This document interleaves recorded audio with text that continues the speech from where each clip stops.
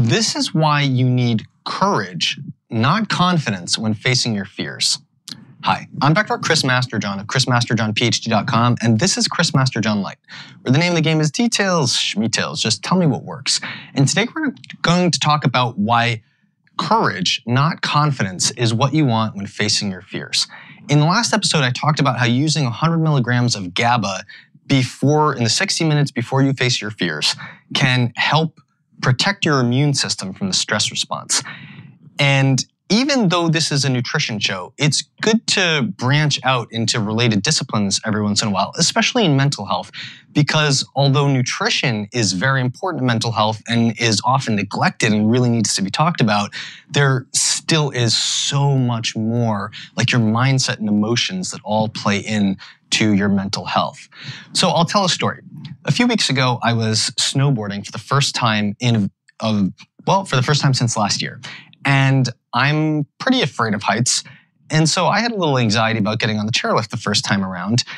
And I was looking inside myself for the confidence to not have anxiety about it, to confirm that it was okay to get on the chairlift.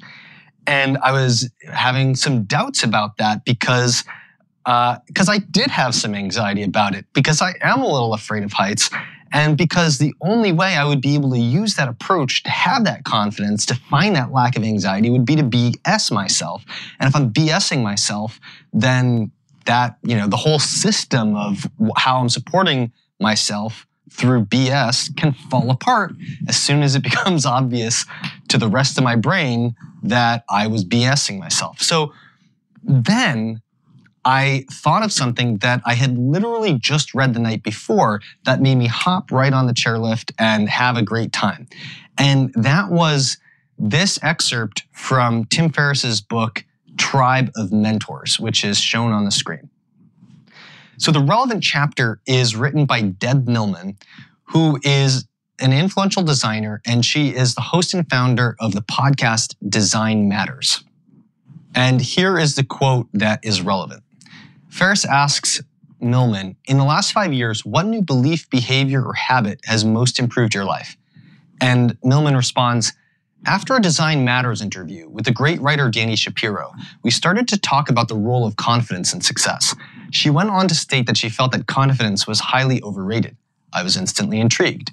She explained that she felt that most overly confident people were really annoying, and the most confident people were usually arrogant. She felt that over-exuding that amount of confidence was a sure sign that a person was compensating for some type of internal psychological deficit. Instead, Dani declared that courage was more important than confidence. When you are operating out of courage, you are saying that no matter how you feel about yourself or your opportunities or the outcome, you are going to take a risk and take a step toward what you want. You are not waiting for the confidence to mysteriously arrive. I now believe that confidence is achieved through repeated success at any endeavor. The more you practice doing something, the better you will get at it, and your confidence will grow over time. So there's a few things that are in there. There's the importance of humility. There's the fact that you build confidence by doing the things that you're not confident about. But the big thing that helped me in that instant was to realize that courage is what you seek to face your fears, because by definition, if those are your fears, you are not confident about them. When you're confident of your own capabilities. And if you don't have that trust in yourself, then looking for confidence just is a means of BSing the confidence. What you want to look for is the courage, because the courage can be real, because it's the courage that allows you to face up to the things that you don't trust that you're good at, the things that you are afraid of. And when you do, you just might want to take 100 milligrams of GABA 60 minutes before. This episode is brought to you by Ancestral Supplements Living Collagen.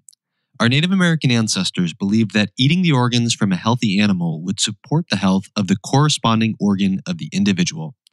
Ancestral Supplements has a nose-to-tail product line of grass-fed liver, organs, living collagen, bone marrow, and more, all in the convenience of a capsule. For more information or to buy any of their products, go to ancestralsupplements.com. This episode is brought to you by Ample. Ample is a meal in a bottle that takes a total of 2 minutes to prepare, consume, and clean up. It provides a balance of fat, protein, and carbs, plus all the vitamins and minerals you need in a single meal, all from a blend of natural ingredients. It's available in original, vegan, and keto versions, portioned as either 400 or 600 calories per meal. I'm an advisor to Ample, and I use it to save time when I'm working on major projects on a tight schedule. It keeps my brain going while I power through the day, never letting food prep get in the way of my productivity. Head to amplemeal.com and enter the promo code CHRIS15 at checkout for a 15% discount off your first order. The audio of this episode was enhanced and post-processed by Bob Devodian of Torian Mixing.